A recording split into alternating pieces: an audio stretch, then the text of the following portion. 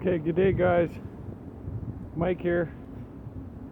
We're gonna head down to the beach and do like an oyster fish cookout. I can see a couple people out there already, kind of out here somewhere. And then I think it's around 600 or 800 meters to the oyster picking spot down this way. Let's go. Okay, I just came down that set of stairs there, and there's the little bay and the ferry where I do most of my waterfront videos, the pulp mill. As you can see, the low tide's pretty good. A little bit of a look at the beach.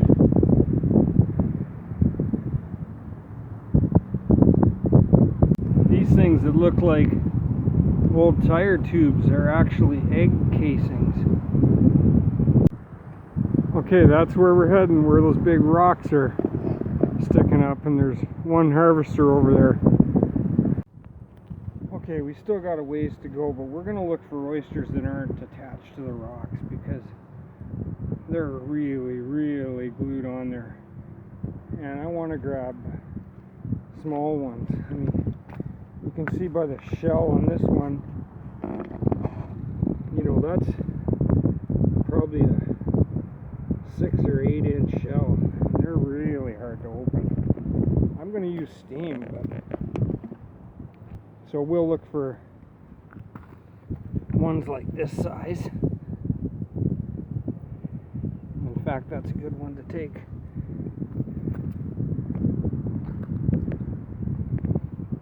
Here's another one. That's a decent size. It's a medium.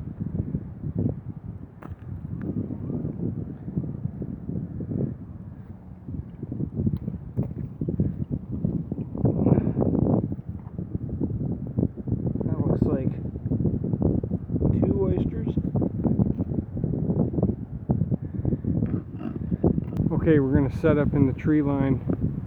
Found a good little spot. Just inside the tree line. Sort of semi-flat log I can set up on. I got 4 oysters there. And we'll get set up. Okay guys, I got a ton of stuff with me today. I hope I'm in frame and I hope you can see this alright. Just a regular pot with a double boiler and a lid that I'm going to use to steam over the oysters, and if I find some mussels, maybe I'll cook some of them too. And then I got a skillet to pan fry them. My little Coleman 505B single burner stove that I rebuilt, and it's full of fuel, should be ready to go. Some salt, butter, 2 little containers of oil because I wasn't sure how much I was going to need.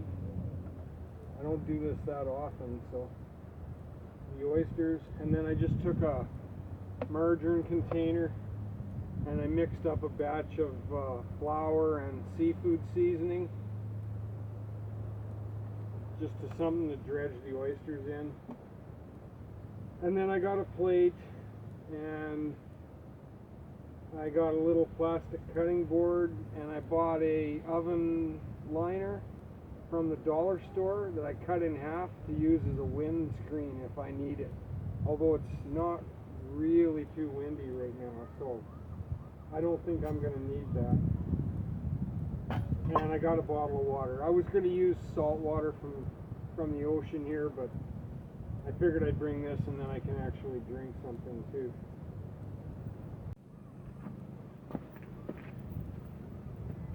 Okay guys, this takes practice. Just doing stupid little things like this, like setting up to cook some oysters. You got to get kind of your groove going on. So it might be a little discombobulated, but we'll see.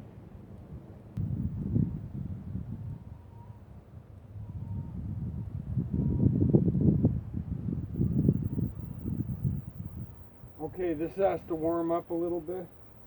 The flames will warm up the generator, which is that tube that runs across the top, and then it'll start vaporizing the fuel. The fuel comes from here up through the tube, turns to vapor through the control valve, and then into the bottom of the burner. So in a minute or two we should start to see a nice blue flame.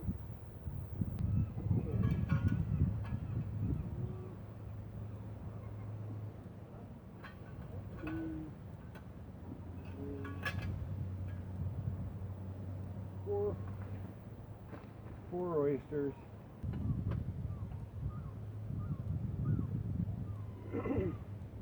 Just want to go enough to,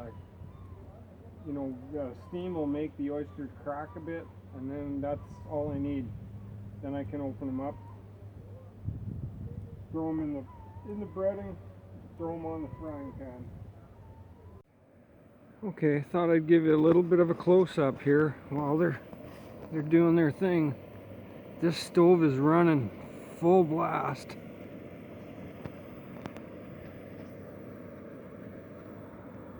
I gave it about, 10 or 15 more pumps. You can see this is really steaming up good. I'm going to be able to reuse the water if they turn out and I want to do more. Pretty soon they'll pop open. Okay, I think they're popped. We're going to turn this down nice and low. We're going to just let it run.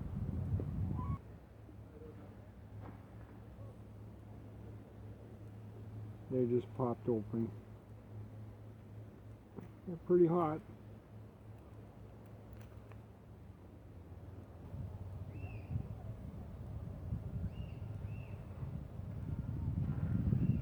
And that's what I got.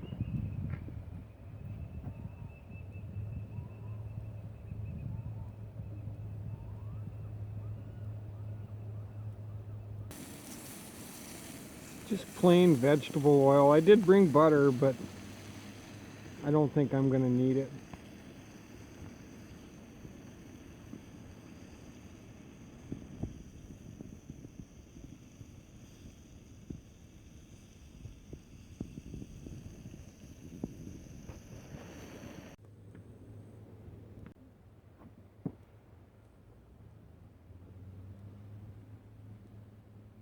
Okay, let's give them a try.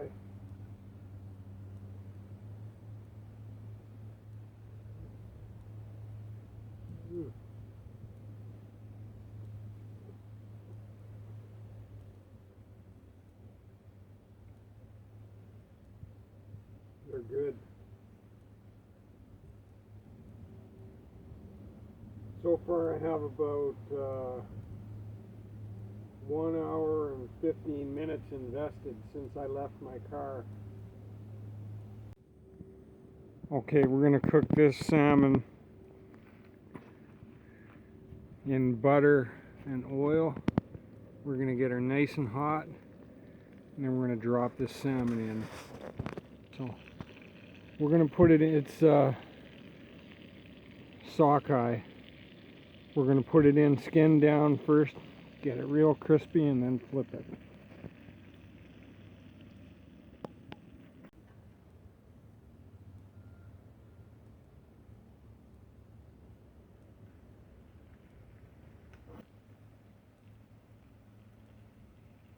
Pretty happy so far how this turned out. I'm not sure about the video yet or not, of course, but I've been planning this trip for a month because we only get low tides about every twice a month, and 2 weeks ago they weren't low enough to come out for the oysters. The best low tides are in the summer because they're during the daytime. In the winter all the low tides are at night, like midnight, 2, 3, 4 in the morning. I have been down here in the dark, but winter weather it's a lot colder. Of course it's dark out. There's no other people around in case you need help or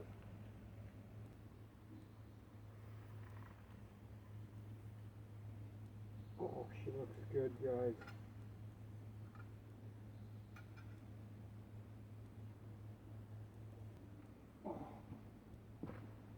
Guys, it turned out great. I hope this is in frame.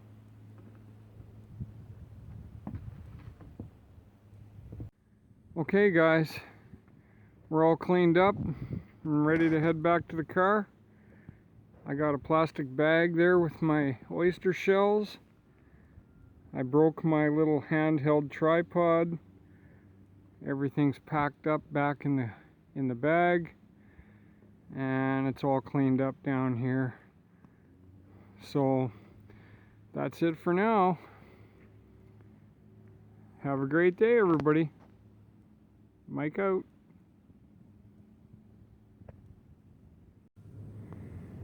This is the remnants right here in the middle, right there. This is the remnants of an old log slide made out of sheet roofing.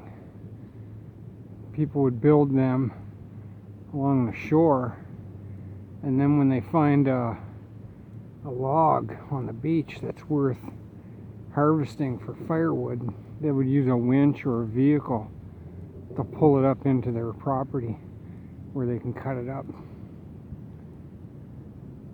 There's still quite a bit of that going on around here.